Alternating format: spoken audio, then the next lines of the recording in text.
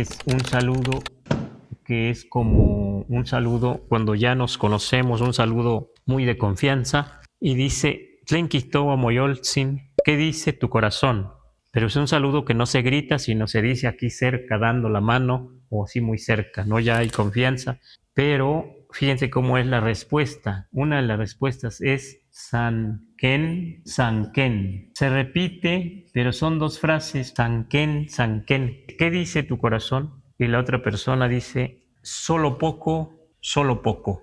Pero ¿qué es solo poco, solo poco? ¿Cómo podemos entender en español? Como que queda incompleto, como que no queda muy claro, ¿verdad? Lo que quiere decir es más o menos. O sea, en español equivale a eso, más o menos. Ni muy muy bien, ni muy muy muy mal, ¿no? O hay alguien que dice, ahí la llevo, o hay alguien que dice dos, tres, ¿no? Ahí está otra vez la poesía, ¿no?